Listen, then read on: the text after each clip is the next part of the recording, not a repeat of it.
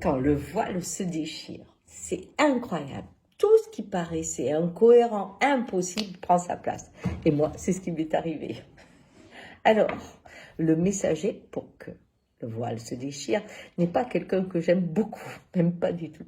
Mais bon, la vie passe par qui elle le veut, et ce qui est important, c'est le message. Et ce message vient du président Trump. Vous voyez, j'avais eu du mal à dire son nom.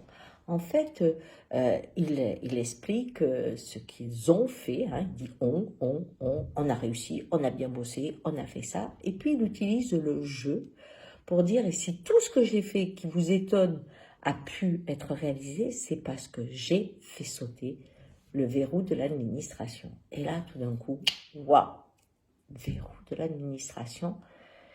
Et je commence à repenser à tout ce qu'on a vécu ces derniers temps au niveau des masques, alors qu'on avait des chefs d'entreprise qui pouvaient en une semaine régler notre problème de masques, mais l'administration, prof, ça passait par le niveau des laboratoires, au niveau des cliniques, au niveau de toutes ces choses, toutes ces créativités qui fait qu'avec l'administration, il y a des normes, il y a des règles, il y a des ceci, ça passait pas.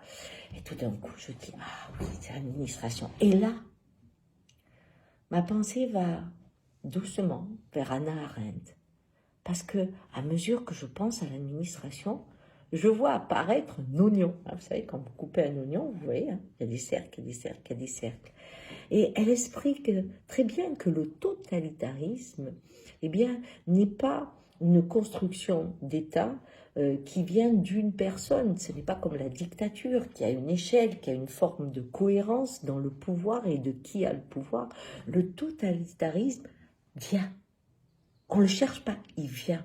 Et il vient par justement ces cercles qui ont des pouvoirs, et qui en fait sont constamment dans l'expansion de leur monde sans tenir compte de l'ensemble.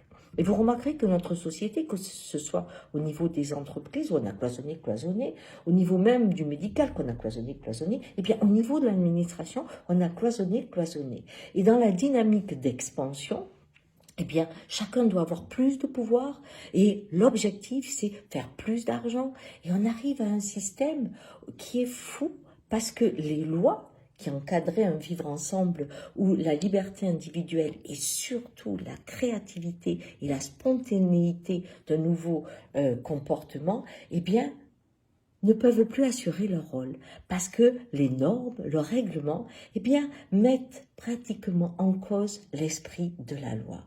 Et on a rencontré ce système dans l'expression des ministres. Vous en avez un qui va vous dire pour la santé, faut rester confiné. Celle pour le travail qui va vous dire, faut aller travailler. Celui des écoles qui va dire, faut faire de télé-école, hein, je comprends appeler ça. Et puis qui va dire, vous travaillez pas, allez faire des fraises. Vous dites, mais ils discutent des fois entre eux.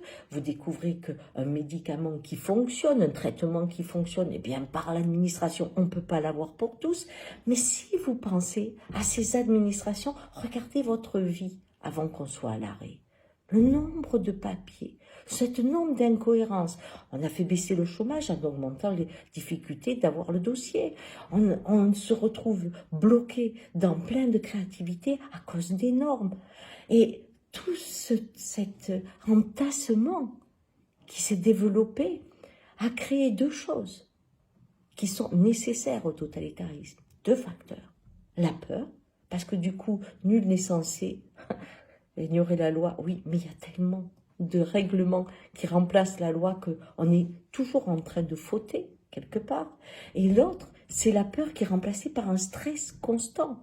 Alors, le stress des usagers, bien sûr, mais le stress aussi au sein de ces administrations à qui on met des objectifs d'expansion fous, avec toujours l'argent, hein, mais il faut qu'ils aient de plus en plus de pouvoir. Donc les gens, par exemple, je sais pas, les médecins, j'en ai eu des patients qui disaient ça, ça devenait fou, ils passaient leur temps à faire du papier, mais surtout, ils avaient des objectifs il faut faire tant d'opérations, tant de machins pour tant de chiffres. Les flics avaient la même chose, les contrôleurs des impôts avaient la même chose. C'est-à-dire qu'on crée un monde qui devait rapporter des actions de papier. Et si on avait eu la guerre, alors là, franchement, on aurait été en peine, parce que le président n'a aucun pouvoir. Et ce que dit le président Trump est fabuleux. Moi, j'ai fait sauter le verrou de l'administration. J'ai repris mon pouvoir. J'ai donné la liberté à la création, à l'innovation d'exister. Parce que l'enjeu du totalitarisme, c'est de fermer tout ce qui est créativité et spontanéité afin d'avoir un moule qui marche pareil. Alors, je vous donne un exemple pour bien comprendre. Prenez votre main. Chacun des doigts sait qu'il est une main, et pourtant il est aussi un doigt, différent et particulier, mais tous utiles. Imaginez que chacun veuille se développer, que chacun ne pense pas à l'autre et cherche surtout à grossir et à prendre de la place. Eh bien, cette main qui peut attraper le plus petit comme supporter le plus grand, va devenir un outil mobile qui ne sert à rien. On ne pourra rien en faire parce que tout va grossir comme ça. Vous voyez? Et c'est un peu ce qui se passe. Alors c'est effrayant, bien sûr.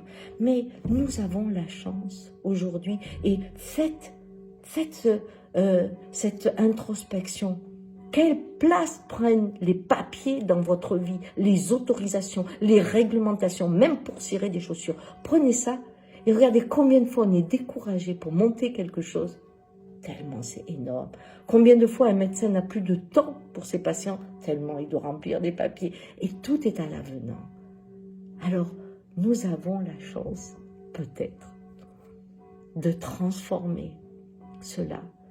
Et au lieu de nourrir des hommes à papier, de retrouver une vue d'ensemble et de ramener des médecins là où il faut, des professeurs là où il faut, des pompiers, des gens qui accompagnent les jeunes et toute cette chaîne humaine qui a une énorme créativité et qui étonne. Car si nous rentrons dans le totalitarisme, nous connaîtrons la peur et il nous manquera l'émerveillement.